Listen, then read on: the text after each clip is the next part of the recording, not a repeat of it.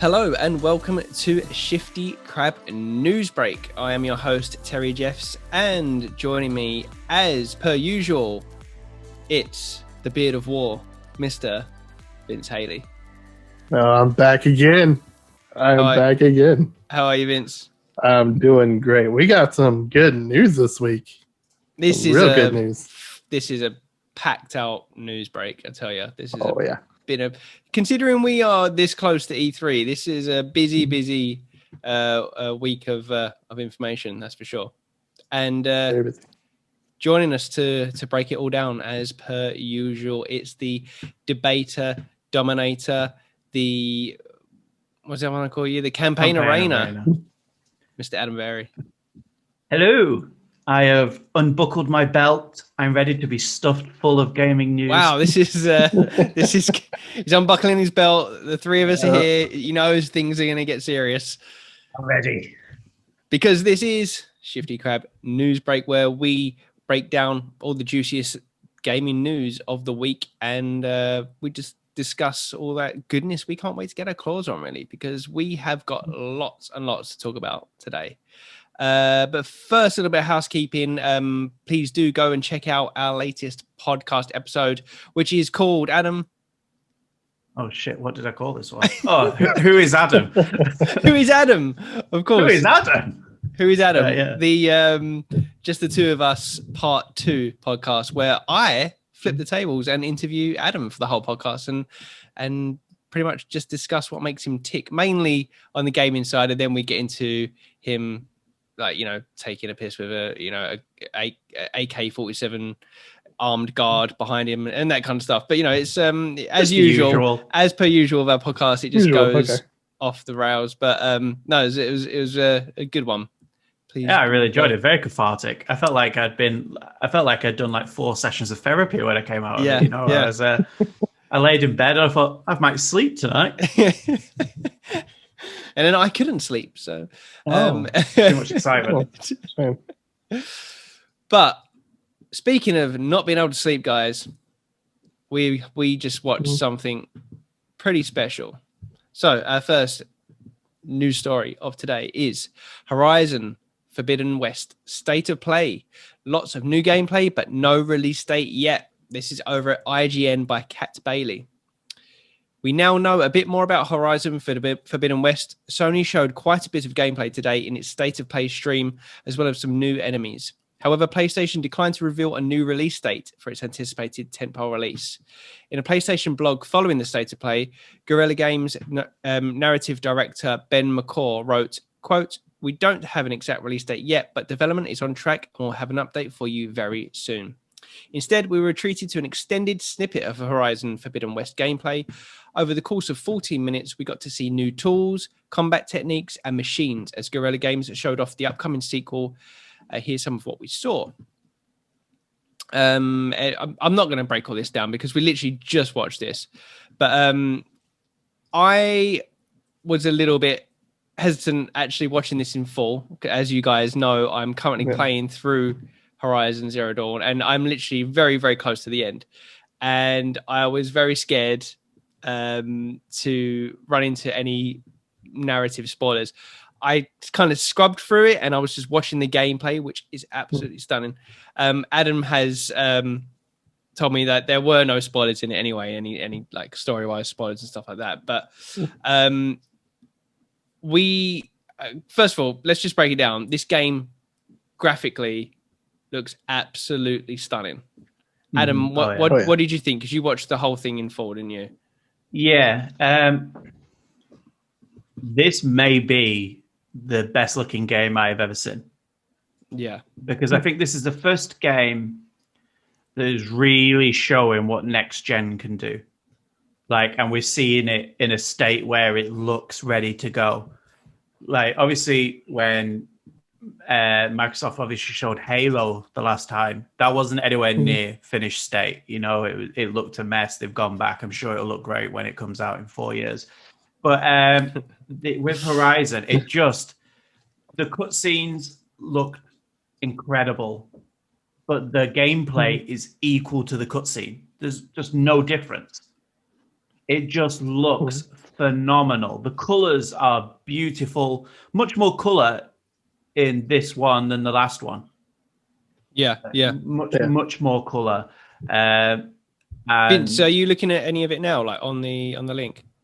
There's like 4 screenshots I'm scrolling through. All right, yeah. They don't do it justice. Yeah, look at it. Like if you click on that IGN link that I've sent in Slack, if you click on it on the trailer and skip like on the state of play, scrub almost right to the end, because I don't know why there's like 5 hours of on the actual video. But if you scrub right to the end, you'll see the gameplay and just kind of check it out. But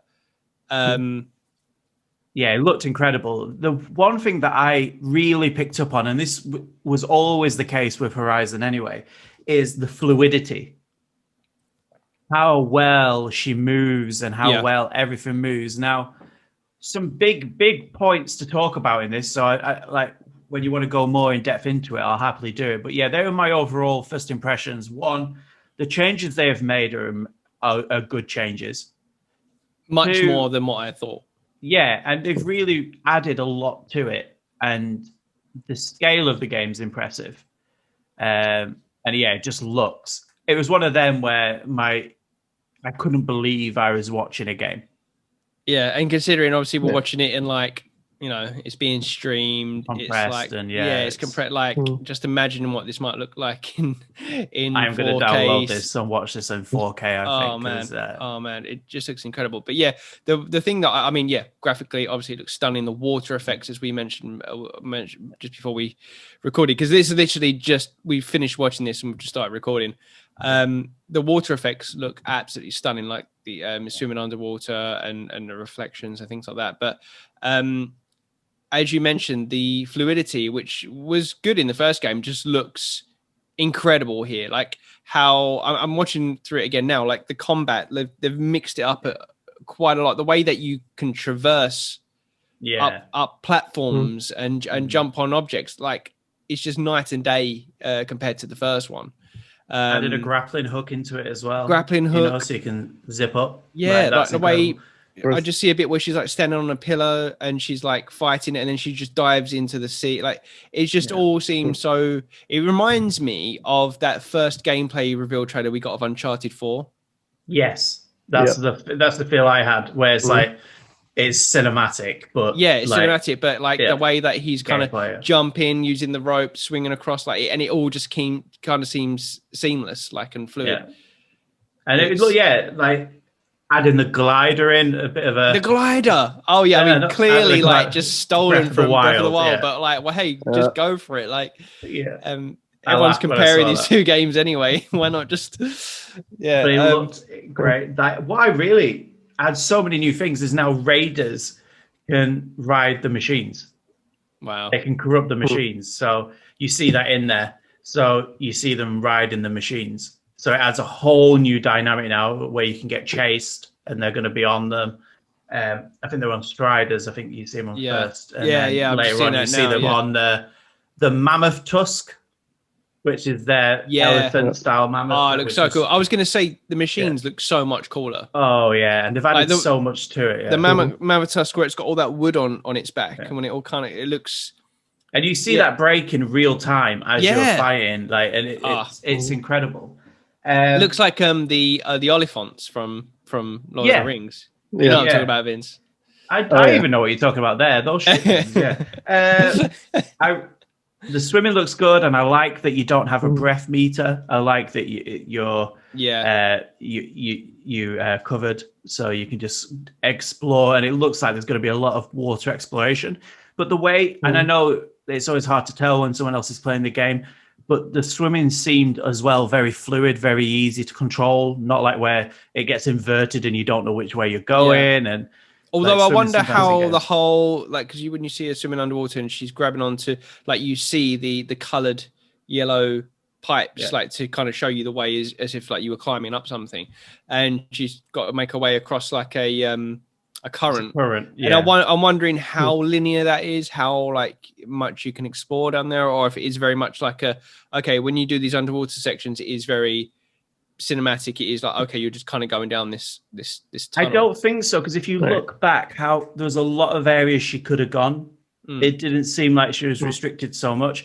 I know with the colored areas, that's part of her new scan. It shows the lateral ways that she can quick climb and stuff like that. It was all added in to give you more information. I like the smoke bombs. Smoke, that was so cool, that bit where Looked she really chucks it good. down. Yeah, chucked it down and then hid. Like, I thought it was really good. And it looked, obviously, incredible. Like, really showing what the next gen can do there. Reminded me of Jurassic Park 3, that part, even though that's a terrible film. It just reminded me of that bit when he throws the smoke grenades down. Little nod there. And then I liked as well that you can use the machine weapons. I don't know if you saw this in your quick scrub. On the Mammoth Tusk, she pulls off one of the guns that was attached to one of the tusks, basically, which is a gun, falls off.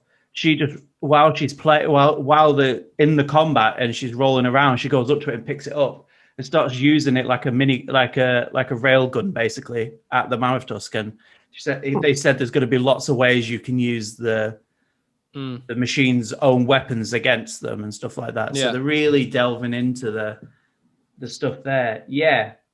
Melee I am combat very impressed. Yeah, the melee combat looked great. Yeah, the way they were like, she's got these combos she can do, which turns into a power combo that can take down a lot of the enemies. Like character models.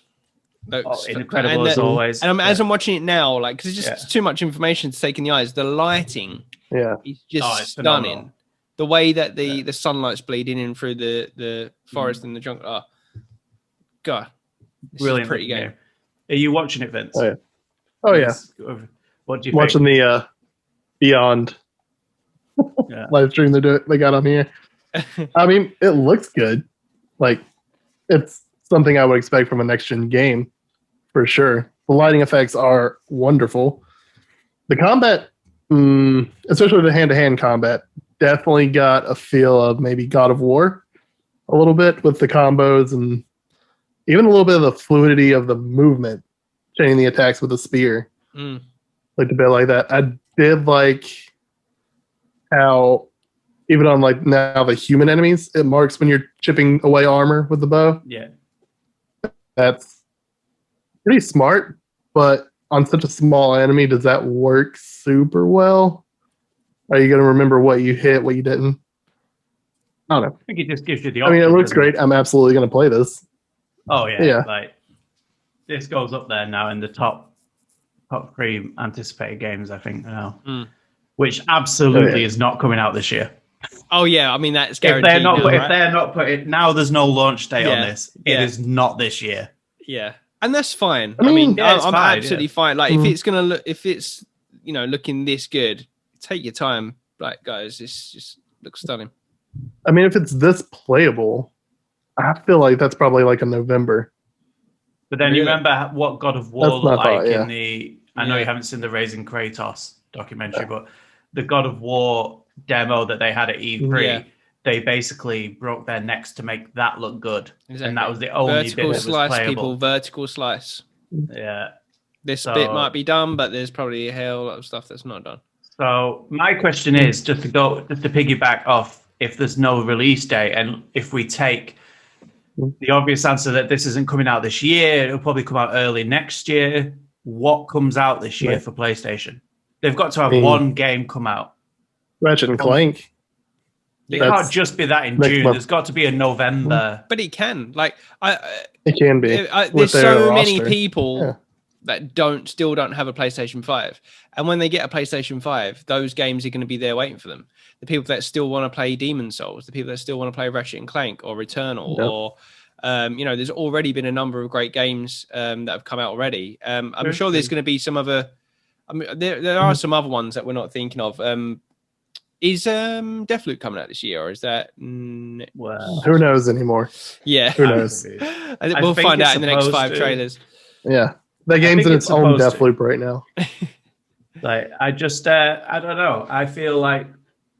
Yeah, I feel like they'll need to put something, maybe not one of the big blockbusters, obviously.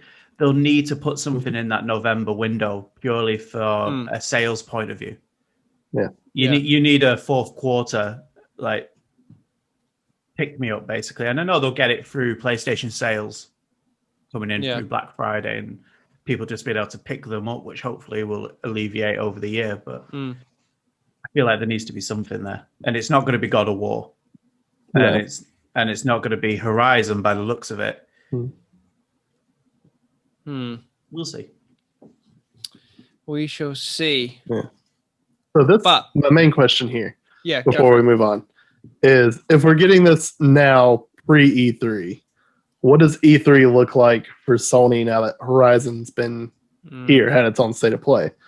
Does that mean we're getting something God of War? That's a good point. You'll see something God of War. I think whenever they do their show, I think they'll show.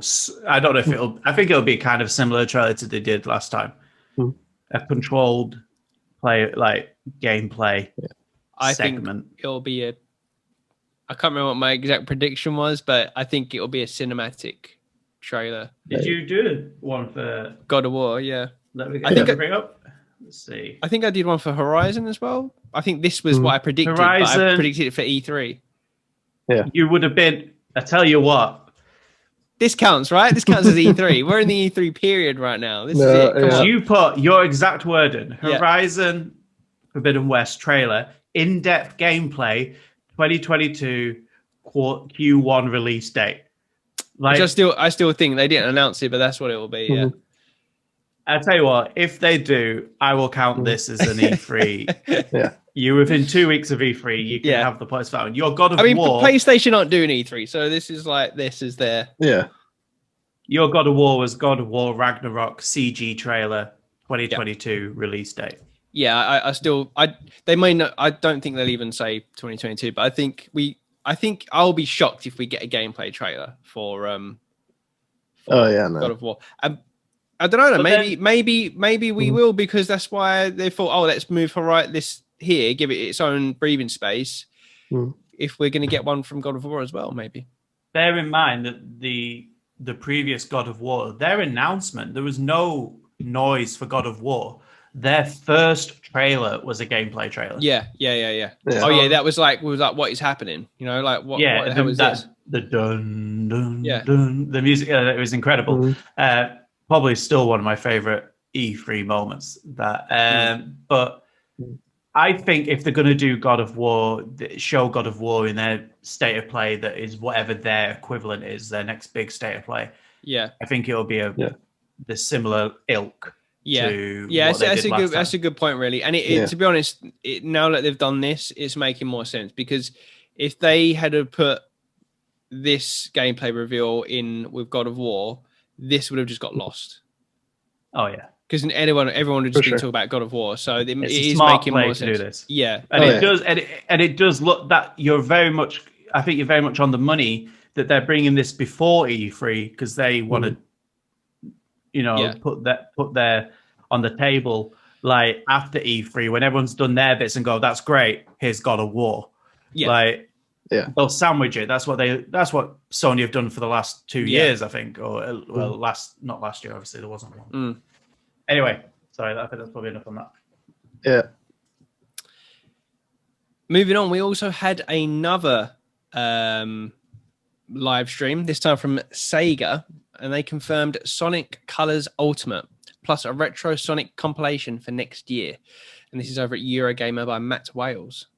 Sonic's 30th anniversary live stream has come and gone, leaving a big blue streak in its wake. And while it wasn't perhaps the most revelatory of showings, Sega did at least confirm the previously rumored Sonic Colors remaster and retro Sonic collection, as well as providing the tiniest teases of Sonic's next major game.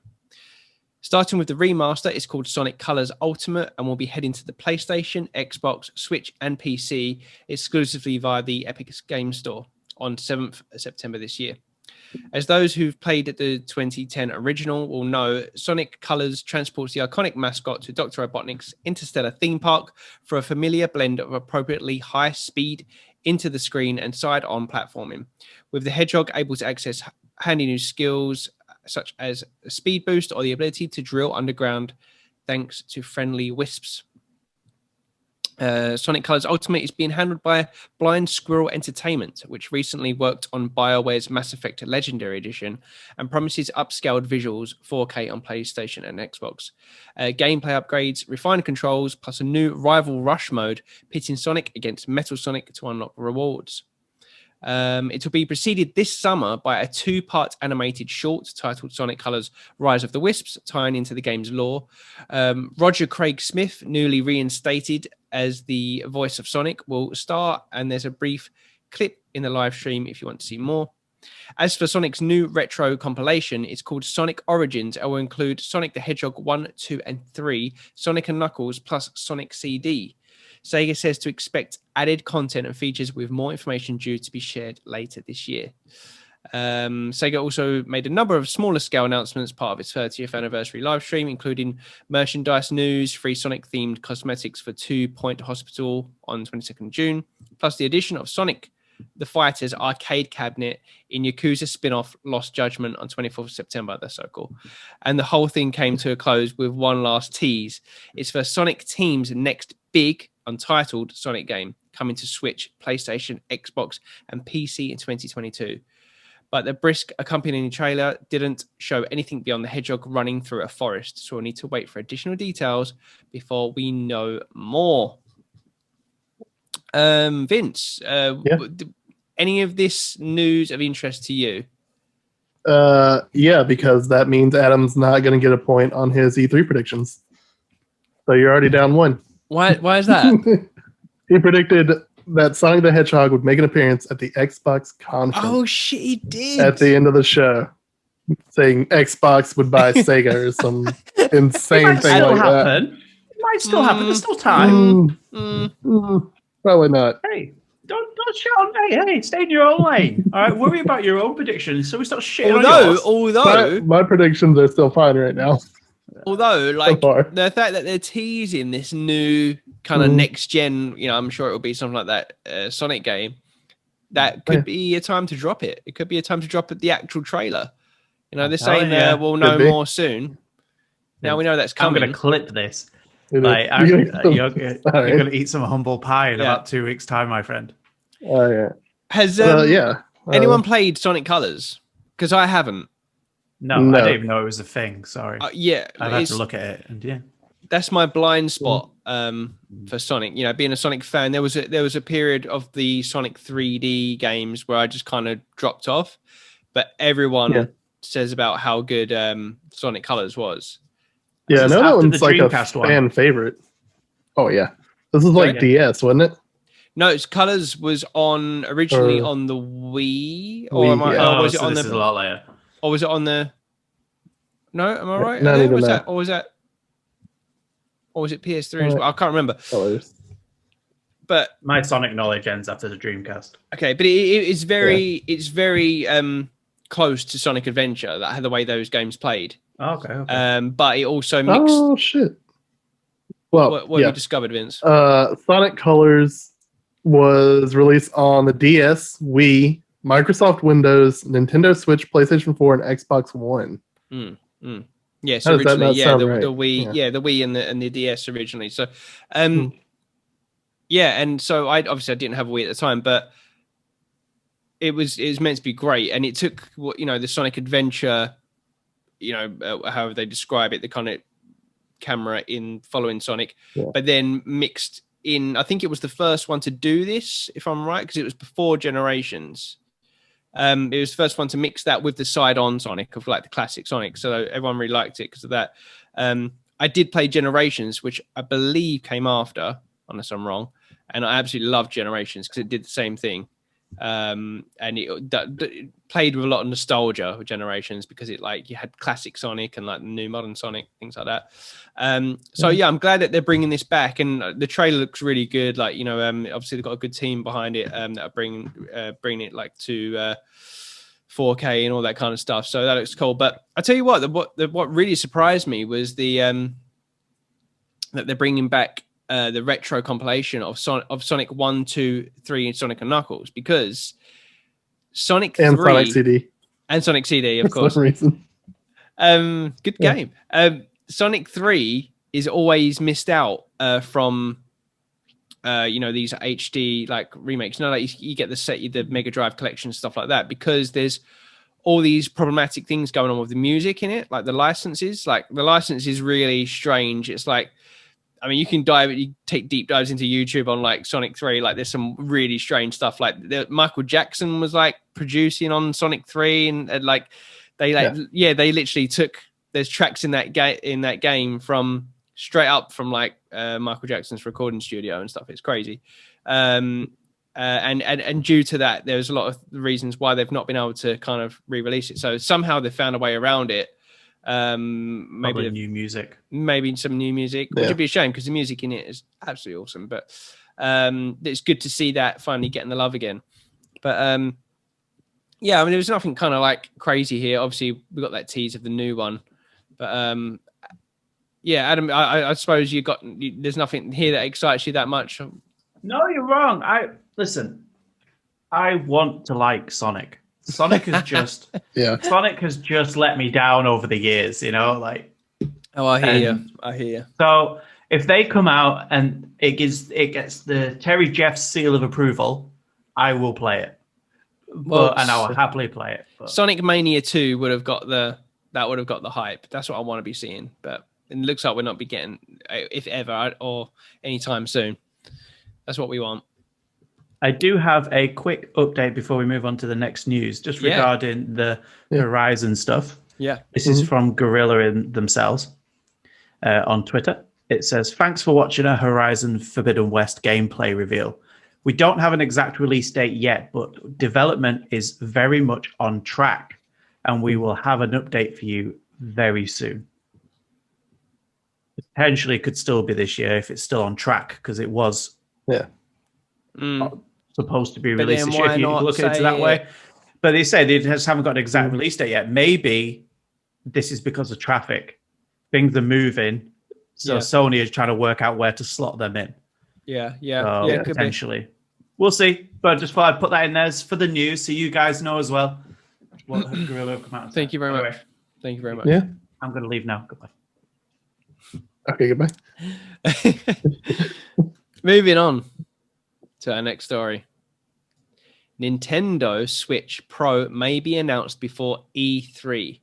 And this is a report over at GameSpot by Eddie McCutch. The long-rumored Nintendo Switch Pro will finally be revealed in the near future and released this year, according to a new report. And the announcement could be coming ahead of E3 2021. This upgraded Switch will reportedly offer 4K support and come equipped with a 7-inch OLED screen, and it will sell more than the $300 price tag of the standard system.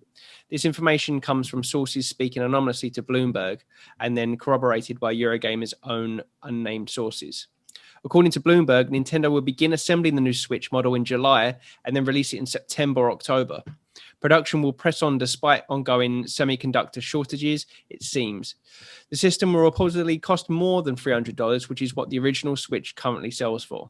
Regarding the price point, the report said the cost of pricey components and rising labor costs in China, where the systems are assembled, will be passed on to the consumer. The system will have a 7-inch Samsung OLED display up to 6.2 inches for the original model, and it will sport a faster graphics element from NVIDIA, according to Bloomberg. The unit will reportedly be capable of outputting at 4K when in docked mode. As for the announcement, Bloomberg said it could be revealed before E3 2021, which begins in just a few weeks on June 12th. The idea, according to the report, is for Nintendo to announce the system ahead of the show, which would then give developers an opportunity to discuss how their games are using the upgraded power themselves at E3 2021. Eurogamer separately reported that Nintendo will hold its own E3 2021 digital event during E3 week, where developers could announce games for the new model. As always, plans can change and nothing here is set in stone. The $200 Switch Lite model will stay in circulation when the upgraded Switch model releases, according to Bloomberg. However, the original model, which continues to retail for $300, will reportedly be phased out. What this new system will be called is unknown. Bloomberg said only a handful of people inside Nintendo even know its name. It's been colloquially known as colloquially, why have I never seen that? Known as the Switch Pro or Super Switch online since rumors first emerged about the upgraded console.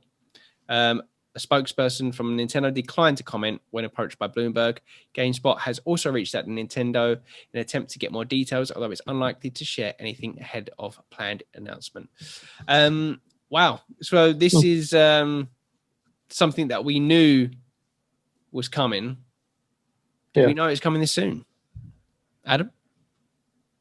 We had a feeling. The rumors were starting to ramp up, weren't they? I feel like I don't think any of us put it down as a. Did any of us put it down as a prediction? I didn't put it down in my final predictions, but before that, I said that it wouldn't. Yeah. I said it would not be announced this year, just because I just thought the way that the current model's selling, there's just no need. But that's the thing I was thinking. Like, if this is obviously the upgrading the screen, it can have 4K if it's in the dock. Like, I suppose there's 3 questions I have. And is it worth the money if it's going to be more than the Switch, which is already a highly priced console anyway? Is 4K needed for the Switch? No. And would you upgrade from the Switch to the Super Switch? And if it's called the Super Switch, get in the bin. What a terrible name for a console, the Super Switch. Super Switch. Flick on the Super Switch. Yeah. You playing the Switch or the Super Switch? Would you upgrade? Because for 4K on the Switch, none of the games, I'm not going to upgrade. The Switch was already an expensive piece of kit. And I think it does the job for the games that you want to play. So for me, do not care. Like, if they release this, I am not upgrading. Like, unless there's something astronomically different about it. Like, but if they're just improving the screen and giving you 4K when it's docked, there's no games I'm going to play on the Switch that I want to play in 4K, really. Like, but I need to play in 4K. So for me, I mean, honestly, no. There's really no need to upgrade the system at all. Just because the only time I play my Switch is in handheld mode anyway. I'm the same, yeah. Very rarely do I ever play it on the TV. The TV is basically reserved for my PlayStation and my Xbox. That's it. The Switch is my handheld gaming device. It's what I use when, I was playing Hades. I was playing in the handheld mode. Never once did I dock it to play it on the TV screen. Because, why? Plus, I mean, 4K for the Switch doesn't mean a lot. Because, like, Nintendo already polished their games really well anyway. You just have to look at, like, things like Mario Odyssey. That game is colorful as hell anyway. Breath of the Wild. Yeah. They already look great for what they run at, like, 720?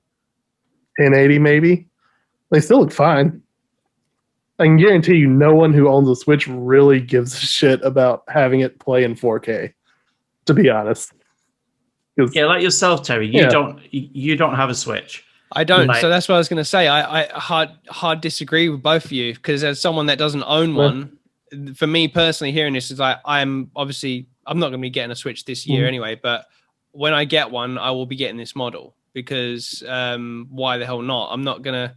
I'm going to want one with the better. Like, if someone's going to say to me, okay, here's a Switch, we've got this like new one, which has come out, it's got a better screen on it, like regardless of the 4K, it might be a little bit more money. But it's got a better screen on it. It outputs in 4K, which, it's not necessarily needed, but I've got a 4K TV. If I do have it docked and I'm going to want to play on the big screen, playing with the kids, we'll play multiplayer, I'm going to want to play it on the TV more than playing it. It's different if we're all playing on Switches, but if we're just playing on one, so for me, I mean, I'm gonna want to get this model of it, and this is I saw it written in a different article as well. Like, this is just similar to what they did with the new 3DS, where they just phased out the old 3DS, and that's just what they do. Nintendo, they just kind of like it's not. The same with the new 3DS. People weren't that had a 3DS like myself weren't rushing out to like go, I've got to get this new model. It's just like, I don't think it's for that. It's just for like, okay, we're moving with the times a little bit, moving with the technology. 4K is becoming the standard. Screens are just getting better. Like, when was the Switch released? 2015? something like that. 5 years ago. Yeah, like, I mean, Yeah. you look at like what phones were out when that came out, and now look at what we've got now. You have to kind of move with that. And I think it's just a case of like adapting to that, not changing too much, because I don't think they need to. Like, they don't want to change any of the architecture or anything like that, because obviously they've got such a great install base anyway. It's just a newer model, really, isn't it? It's just like it's not going to have anyone dropping their Switches in the bin. Do you think that they'll start releasing games exclusively for it, or do you think they'll still keep it Switch with it, and you can have an upgraded version of it while you're playing it? Similar to what they did with the new 3DS. So like with the new 3DS, that had, I can't remember what games, but there were certain games you could play on that you couldn't play on the old one, and there was stuff like they had added the SNES library and stuff like that, and there was just some things that the original 3DS couldn't handle. So I imagine it'd be similar to that. And then my second question too, is obviously they say it's going to cost more than the standard Switch, which is what, $300. How much more would this have to be for you to say, I'll just get the older Switch? Like, because Nintendo aren't consumer friendly when it comes to prices. And if they're selling the normal Switch for $300, I can bet your ass this is going to be a minimum of $400. If it was like $100 more, then that's different. And I can't imagine it being that much. Oh, I can 100%. 100. It's Nintendo. They will mark it up. Yeah. I think, like they mentioned here, I think a lot of the price point is to do with the shortages at the moment in the, what is it? The semiconductors and stuff like that. Otherwise, I think that would probably be more in line with what the actual Switch cost, like originally. What do you think this will cost if someone put a gun to your head today and said? So what is the current Switch at? $300. Like $300. So $300. And for reference, the Lite is $200. So that's already $100 gap from the Lite to the Switch itself. So I imagine when this comes out, it would probably be somewhere around the 350, and this one will drop down slightly to like something like 270. Okay. That's what I imagine. I think this will be 399, 400 basically. And they'll keep the one at the same price. And then later in the year, they'll do what you said. They'll drop them both down a little bit to maybe 279. But I think this is a £400 console. You reckon? And I'm that confident. So where does that how much is the PlayStation 5, Vince, in dollars? In dollars, the PlayStation 5 is $500. $499. Yeah.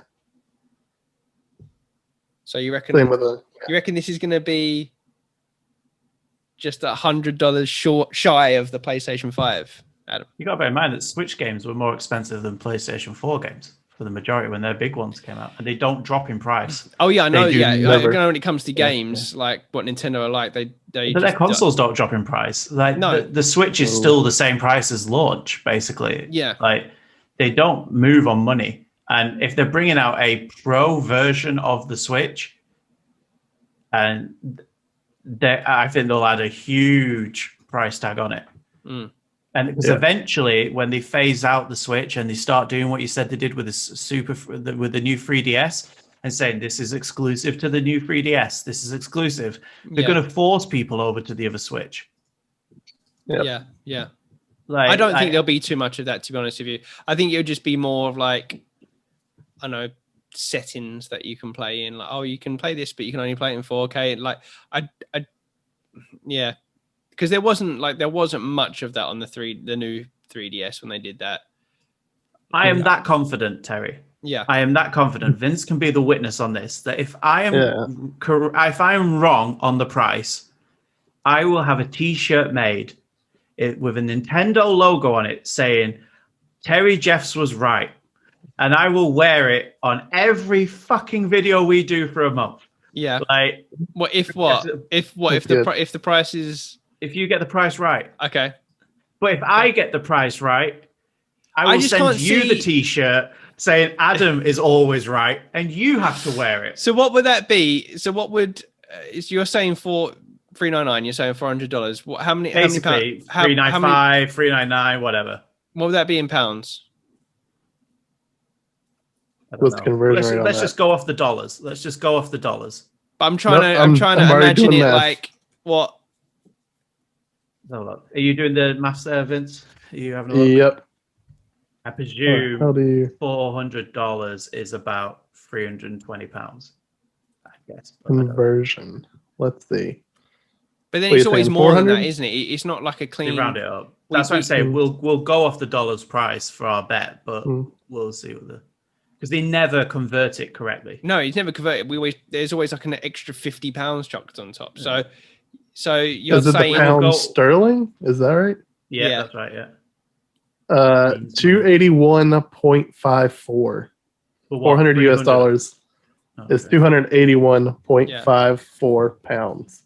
But yeah, you bet they'll chuck another. So let's just say they put another it normally works out like another £50 or something crazy like that. So you reckon it's going to be closer to the £350 mark? Mm-hmm. I think that's just too expensive for a Nintendo console. I think let me just double check this, but I think the Switch is already like that in the UK. I think the Switch. I thought the Switch was like 280, around that actual mark, like around 270, 280 or something. Let me have a look quickly. It's 280. So it's £20 cheaper than the American equivalent, even though the exchange rate it should be about £80 cheaper. See, I could see let's go like with pounds right now. I could see the new one coming in at 300, maybe a little bit over, and then the current one moving down to about 250. Like I'm saying that there's £100 bump. Okay. Whether it's $100 or £100. I'm gonna go £50 bump. You're gonna go 100. That's what we'll bet on. But the agreement is, if one of us is right, the other person has to wear the T-shirt. I will buy them, like the T-shirt, and they have to wear it. Okay. But, and Vince, you're safe in this one. I'm safe in this one. Even though technically, Vince, you agree with me. But, I do. However. Okay, anyway, let's go back. I'm not the one who jumped in the argument. Yeah. Speaking of news, did you see Dying Light 2 has a launch date now? Does it? Yeah. Fill us in. Watch the trailer. I just scrolled down on this article. Dying Light 2, December 7th. Gameplay trailer now called Dying Light 2 Stay Human. Trailer looked really good. I'm not seeing this. I need to watch that later. I also need to play the first Dying Light, which I bought like 2 years ago and still haven't played it. I think I started playing it. But I remember it being okay, but I just didn't finish it. Yeah. But this one's looking quite cool. Anyway, maybe this release date will actually stick. Yeah. I think this is the second release date. I think they moved it, didn't they? So I think this one might be locked in. No surprise. They're upping all of their promotions, so I suspect they are going into that. But we'll see. Okay, moving on to definitely my favorite news story of the week. Team Ninja reportedly working on Neo-like Final Fantasy spin-off for PlayStation 5 and PC. This is over at Eurogamer by Matt Wales. Square Enix is reportedly collaborating with Neo developer Team Ninja on an action-focused Final Fantasy spin-off for PlayStation 5 and PC titled Final Fantasy Origin. Word on the project initially began circulating over the weekend on Reddit and Reset Era, and well-connected journalist and former Kind of Funny co-host Imran Khan has now lent further credence to the rumors, citing sources able to corroborate the news in a story on Fanbyte. Final Fantasy Origins is set to take place somewhere in or adjacent to the world of Final Fantasy game, the first Final Fantasy game on the NES, and will slot into the action subgenre occupied by the likes of Team Ninja's own Neo games and From Software's Soul series, albeit with a more accessible focus to appeal to a wider audience, according to Khan's sources. It's reportedly launched as a timed PlayStation 5 exclusive with a PC release to follow, and a public alpha version is supposedly coming this summer under the name Stranger in Paradise. So the development team, which primarily consists of staff behind the recent Dissidia Final Fantasy NT, can garner player feedback while the game is still in relatively early state. Rumors suggest that Square was initially planning to unveil Final Fantasy Origin in June, implying an intended E3 reveal. So it's possible we hear a more definitive word soon. What a crazy story! Like, put this at the top of my did not see this coming ever lists.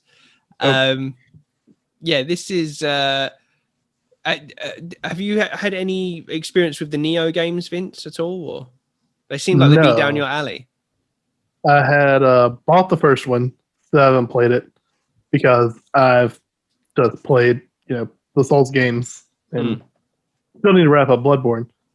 But I wanted to get through the Souls series first before I start reaching out for things more Souls-like, except for, Fallen Order. But if this is going to be Souls-like, but in that vein of Fallen Order where it's more accessible, more people are able to play it and everything, I'll definitely give this one a shot. Maybe I'll actually play a Final Fantasy game for once.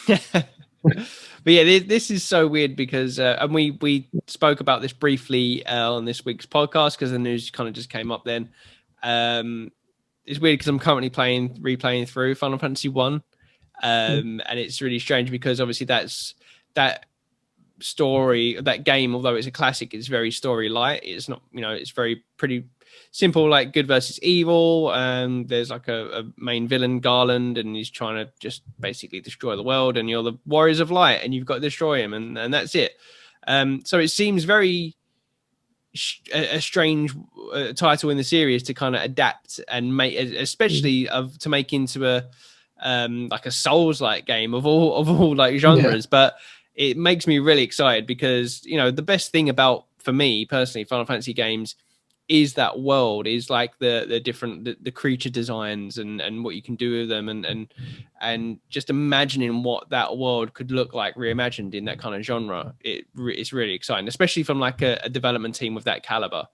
It's exciting stuff. And Adam, would you have any interest in this at all, or is that not because do you play Souls like games? I don't know if like you not well. I played Jedi Fallen Order. Yeah, which is very pretty light version of a Souls game, which and this sounds more forgiving. like.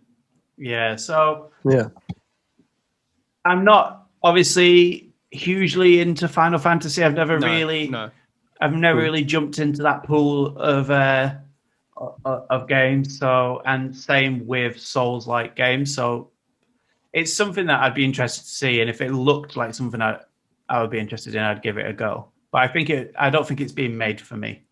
No, of course. No, Yeah, it's being made for people who the Final Fantasy lore and stuff like that, I think. So yeah.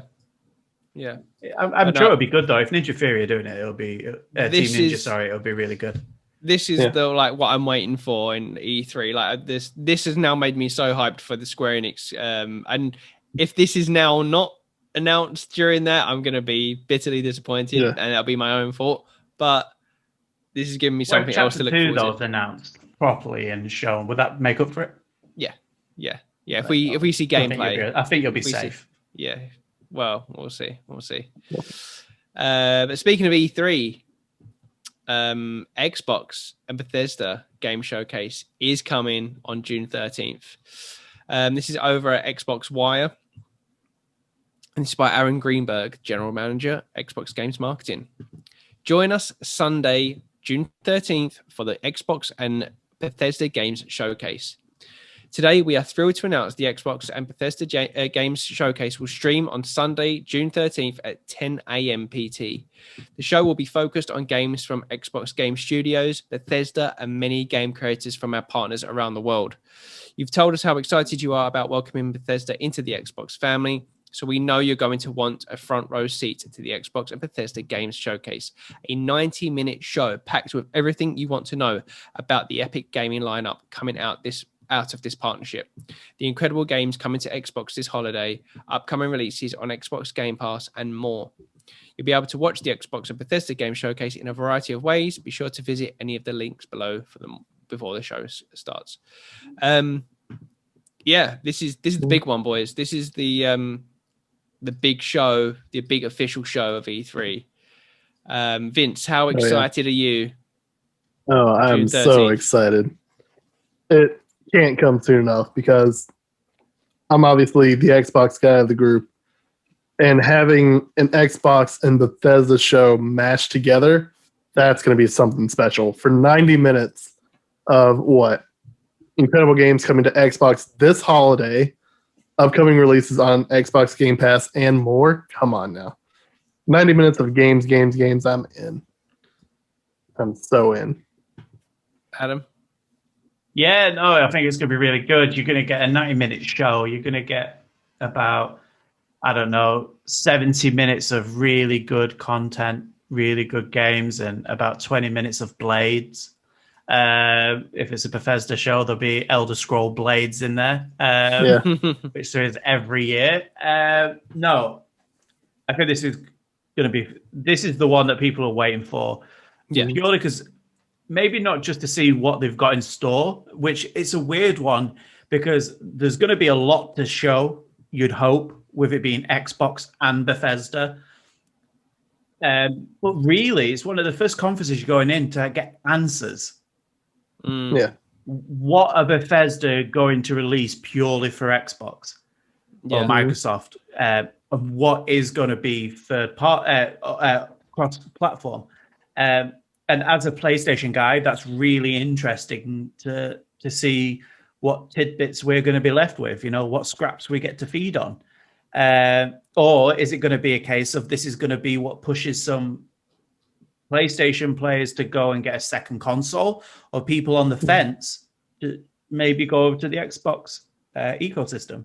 I think it's going to be a great conference. Obviously, everyone will be really interested to see how Halo is looking, what improvements they've made there, what decade that'll get released. Can't wait. Yeah, I mean, you would hope that the E3 period, it's Xbox's like kind of game to lose. It's their Hail Mary. It's like the ball's in their court. Yeah. It's like they've just got to get the shot because surely, and I feel like I say this every goddamn year. I remember saying it with the last showcase they did, the big one, and I was like, they've got to because I thought, but this obviously was pre Bethesda. I was like, okay, this is it. They've got to show their cards now, because it's like, what have they got to receive? And it disappointed. I was like, come on. But obviously since then we found out about the Bethesda purchase.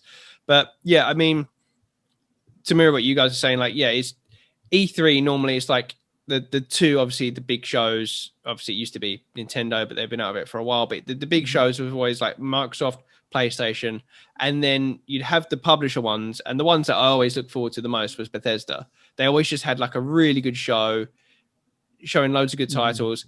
So now we're rolling those into one. It's crazy. I don't know how they're going to do it unless they do it something similar to what Sony did before, where it's just no talking in between. Here's just trailer after trailer after trailer. Here's all the games.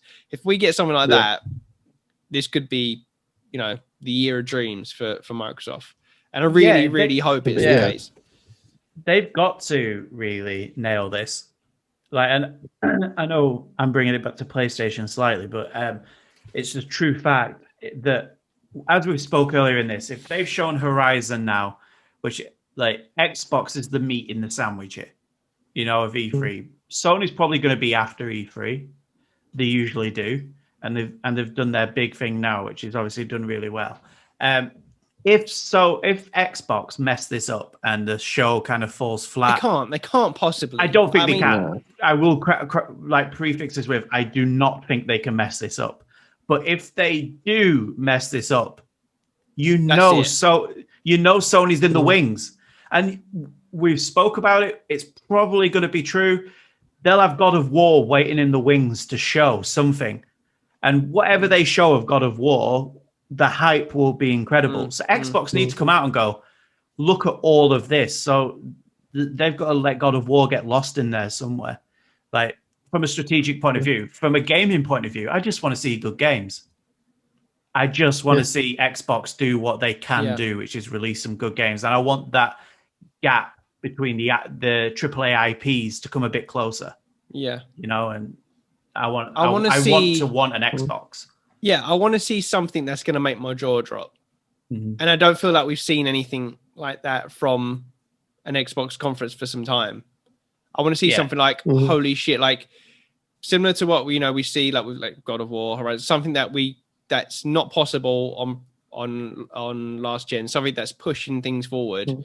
Because obviously the power's there. You know, I mean, they always like to boast that they've got the most powerful, like, you know, put it to use. Obviously, I want to see all the different stuff, like the indie stuff as well. But show me, like you said, give me a reason to say, okay, I need to go out and get it because I need to play this. Whether that be like something from Bethesda or if it's something like from one of the other acquisitions and studios have got, show us those goddamn games, you know, like, because it's been a while. And for me, it could be a moment of full circle, because we spoke about this on the podcast, Terry, where we said that the reason we got Xbox 360s was for Oblivion. Yeah. That's what we wanted for. I want Xbox to give me a reason to be jealous. Not like Twitter jealous, which is hideous and disgusting. Like just myself going, oh, I wish I had an Xbox. I really want to play that. And for the last Xbox One, and so far, obviously in the very early stages of the Xbox X, I've not felt that. I'm happy with my decision, and there's nothing that I want to play over there really right now. I want them to come out, and if they turn around and say Elder Scrolls, whatever it's going to be titled, Xbox exclusive, and they probably will do, which they might do, and then I need to see it. I need to see, I need to see it. I'm not that bothered about Starfield because I've said before, it's running with the engine they used in Final Fantasy 4, Fallout 4. So I think that game is just going to be a buggy mess. So I'm waiting on that one. But yeah, if they come out with some big hitters, I want to want an Xbox. You know, and at the moment I just don't. So yeah, it's theirs to lose. It's theirs to lose. I can't imagine them screwing this up. They're usually pretty good at conferences. Yeah. Like it's very rare for them to have a flat conference. Yeah. Vince, are you confident in this? Oh yeah, I mean, the only thing they got to show me is Gear 6, and I'm gonna be all over it. Oh, absolutely. I mean, with the news that recently they're switching over to Unreal Engine 5 is a really good announcement for, you know, what that's going to look like, because Unreal Engine 5 is shaping up to be like your next gen engine. Was impressive. Did you see this, Terry? No. Was it yesterday or the day before they released Unreal is this? Unreal released a new gameplay demo, and that was impressive. They're doing some crazy stuff over there. I mean, I've read a proper in-depth article with them, and like, you know, the kind of tech they're working on, and it's so I think a lot of it we won't even see till like the tail end of this gen, but it's going to be incredible. It's all that Fortnite money. It's got to go somewhere. yeah. That's it. Cool. Over to another big company. Valve is indeed working on a Switch-like portable console, says new report. This is over at Games Radar by Hiron Cryer and Jordan Jerblick. Valve really is working on a portable console similar to the Nintendo Switch, and it's hoping to have it in stores by the end of 2021, according to a report that backs up details from a recent leak. The new info comes from Ars Technica in an article that surfaced just hours after we wrote about the references to a new Steam handheld console codenamed Steam Pal. According to Ars Technica, the console has been in development for years and could launch this year if the supply chain holds through. Like the name itself, Steam Pal is likely to change in the months, years maybe, until its release. Today's report describes a prototype system that's noticeably wider than the Switch, with a touch screen, your standard gamepad controls, and at least one thumb-sized touchpad. The Steam Pal is expected to pack either an Intel or AMD processor similar to other Switch-like PCs and have that have picked up a lot of steam in recent years. Valve's foray into the category will reportedly include a dock that you can use to project the screen onto a larger TV or monitor, again, just like the Switch. Ours doesn't have any information about things like processing grunt or screen resolution, but its report suggests that the Steam Pal is precisely what Valve co-founder Gabe Newell was referring to when he said would get a Steam-related console announcement by the end of the year. Adam, what's your thoughts of Valve jumping into the handheld market? I'll believe it when I see it. Yeah. I don't think this is true. Really? Oh my God, I'm not sure. I don't think it'd be brave for a company to step up and go against Nintendo in the handheld market, and not especially now with xCloud and everything like this. Is there room for another? Well, the answer is always yes. Obviously, there's always room, but it would be a brave thing to do. I imagine them putting a lot more money into VR and stuff like that. I know Valve like to push tech. I don't know if handheld's the way for them to go. Really, I'm probably very, very wrong. You're more of a Valve guy anyway, Terry. You should. Yeah, I mean the thing is, like, I've been watching the development of like what's like. Do you remember? Does everyone remember Steam machines? Oh yeah, yes. When that was a thing. Steam machines. That was a thing. Like, I remember when they first announced Steam machines, I was like, holy shit, this is going to be it. This is going to be the next big thing, because it was all about, you know, their thing was about taking your PC to your lounge, you know, like taking it to your living room. Like, here, let's find a way where we can just make a PC a box, and it doesn't matter where it goes. It just streams to whatever screen you want it to.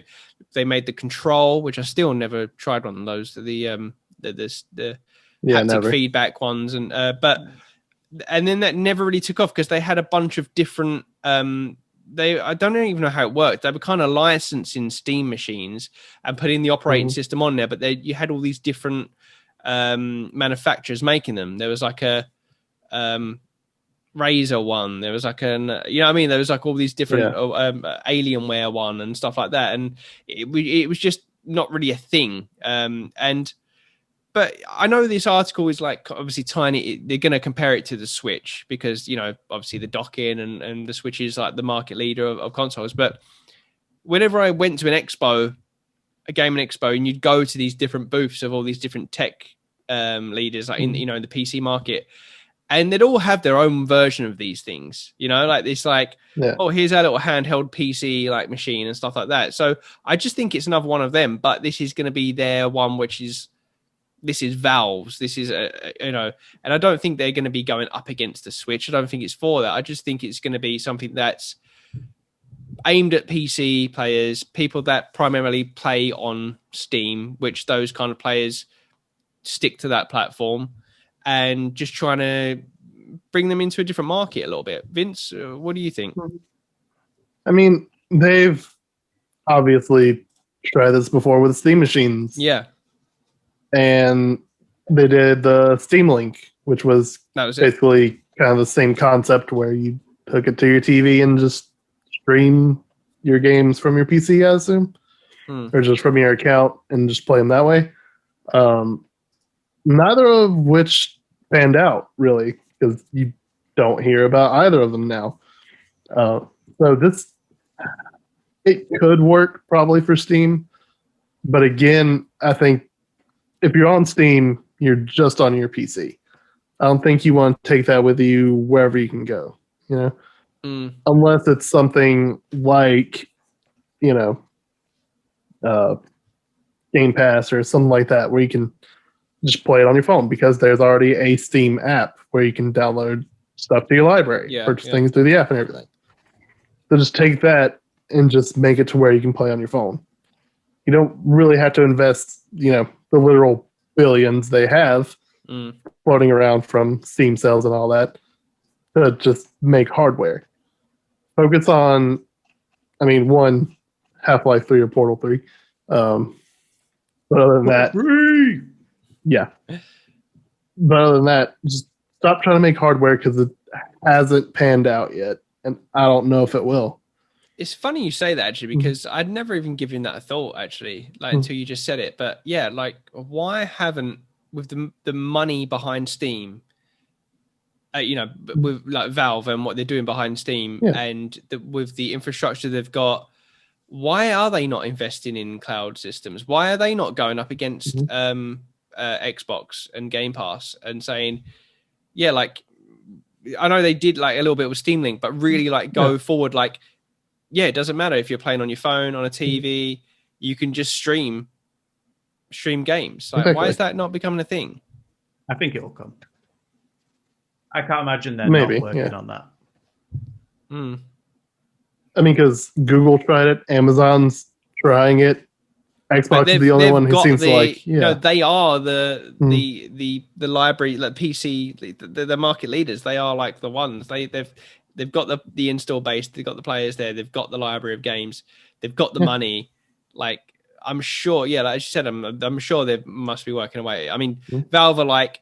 I imagine Valve have this like part of their headquarters where it's just like Q branch from 007. Like and someone walks in and they're like, there's just some guy like shooting stuff that targets, like, and there's all these little gadgets. Oh, this is an explosive pen. Like, I'd imagine they're just trying all these different things all the time. And like a temperature specific controller, whatever temperature you're in, the controller becomes. Like, yeah, you can imagine. You can, and they probably do have their R&D department would be ridiculous. Yeah, there'll be all of these really high tech stuff and all the things they're making on, and there'll be one middle-aged guy sat in the corner going, "I'm just working on Half-Life 3 on his own." Writing it on like an old like PC, Windows 95, trying to just type it in there. I wouldn't have it any other way. Yep.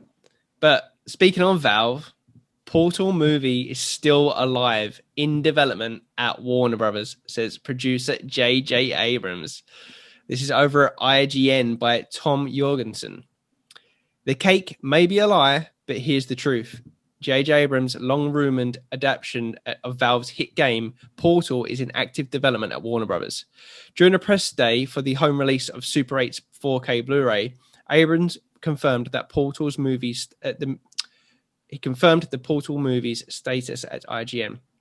We actually do have a script that's being written for the Portal movie now at Warner Brothers. We're really excited about the take and the pitch, so it feels like that thing's finally on the rails. Abrams' suggestion towards Portal's long development may remind you that it's been 8 years since he and Valve founder Gabe Newell first announced that Bad Robot and Valve were looking to work together at DICE 2013. Abrams didn't reveal the writers behind the Portal script or whether any directors have been approached about the project yet, but he is excited to expand on the fertile storytelling ground of the games. Quote, "It's got enormous potential for a lot of reasons, one of which is because of the limited narrative of the game. As ingeniously told as it is, the potential of it is so huge, it's going to be super fun. That makes it sound like the film may hew closer to the first Portal, which followed silent protagonist Shell, a test subject at Aperture Science who has to escape the mostly decommissioned facility using only a gun that creates portals." Yeah, I'm not going to go on any further on that. But guys, we spoke because this literally news broke as we started filming the podcast this week. So we did jump into this a little bit. But Vince, what's your thoughts on this? So I'm going to speak to everyone in Hollywood right now.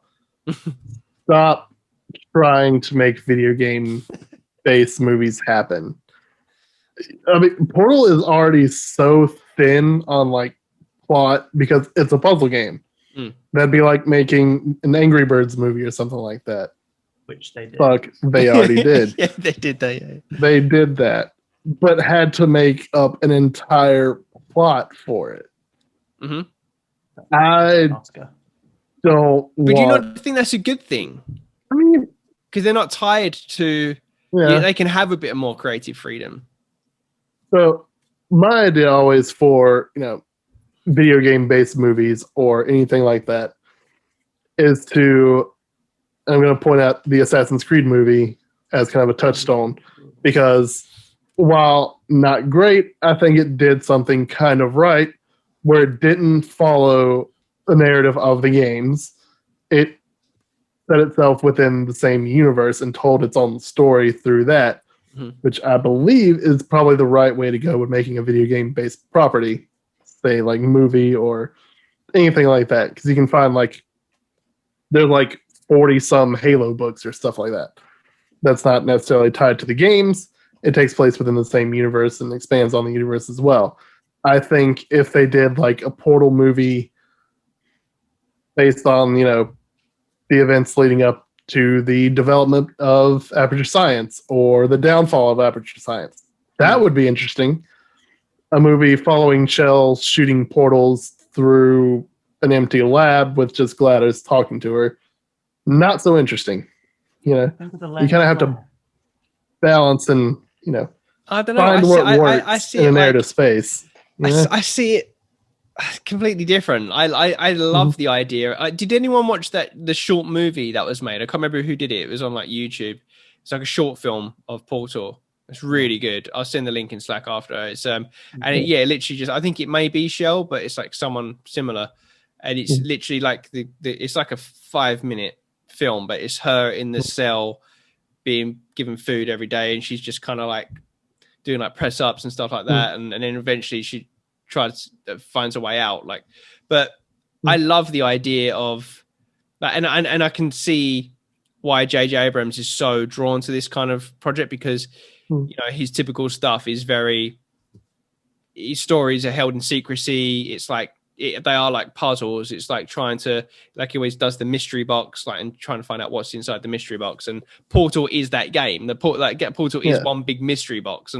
And for people that there's a whole audience of people that don't play games, which I think would get so much out of what Portal is. I don't see this game as this film as Shell just running around shooting portals. I see it more as a slow kind of, but I was mentioned to Adam previously, I imagine something closer to 10 Cloverfield Lane, which is also J. Abrams produced. Something like that, like a slow burning thing where you're trying to figure out something's not quite right here. What's going on? What's behind the surface, that kind of thing. But one thing is for sure, and I'm sure we'll agree, we said, GLaDOS has to be the same voice actress. Who's the voice actress, Adam? Oh yeah. Oh, I can't remember. I had it over but yeah, she's got to come back, because if they get anyone else, that's just sacrilege. It is. I mean, she was in Pacific Rim, so yeah. I think Guillermo del Toro got her specifically to do the same voice. Yeah. For the film. Yeah. Well, but picture this, Vince. I'm gonna make you want this film now. Okay. So you have it obviously inside Aperture Science, and I'm not going to go into the depths, but you've seen the portal challenges and stuff like that. Obviously the cubes there and stuff like that, and the turrets and everything. We've got the voice, like Terry was saying on the podcast. Work the way through it. The cake is a lie. Is it a lie? We don't know. It's the GLaDOS is there. Maybe some cameos from maybe Wheatley's there. Throw it all in, because there ain't going to be a second one of these films. And then as you get out, she's whoever the character is, and it finally escapes, breaks out of Aperture, Death Star. A stormtrooper walks by. Okay. Dun, dun, dun, dun, dun, dun, dun, dun. New Star Wars trilogy. Okay. Like it. Portal, Star Wars. Yeah. Canon. No. Nope. Portal, Star Wars canon. No. See, I thought you were going to be Gordon Freeman. I don't like you disagreeing with me. I have disappeared. took to the black screen. Yeah, so I thought you were going to go Gordon Freeman breaks her out or something, and it's all of a sudden Valve universe built in. Yeah. From one movie. Oh, if they in the film they tie in Half-Life, that would be. Oh, I mean they they are. Yeah, they are. Yeah, I mean you see. Well, we always see is the Black Mesa. On the screen, but that's it. But there's loads of ways you could do this, or breaking out and then go, and then as she pushes on the door opens, and it's the same door that Jim Carrey walked through at the end of Truman Show. I'm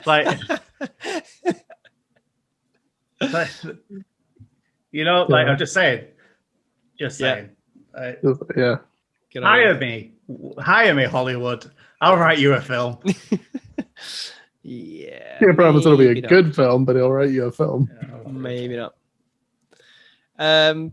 We're going to wrap this show up by just kind of going over the next month's PlayStation Plus and Xbox Games for Gold games. So what you can play with Terry Jess. Here's what you can play in June 2021. So over at PlayStation Plus, you're going to be getting Virtual Fighter 5 Ultimate Showdown, which launches on PlayStation Plus and PlayStation Now. You're going to be getting Operation Tango, which I've never heard of before, and it's a co-op multiplayer. Looks quite good. I have no friends though, so okay. And last but not least, EA's Star Wars Squadrons. It's in PlayStation Plus. No, you can play in VR as well, but the normal version as well, VR, right? Isn't it? I think it's just VR, isn't it? Squadrons. Squadrons. No. You can play via PSVR if you've got a headset.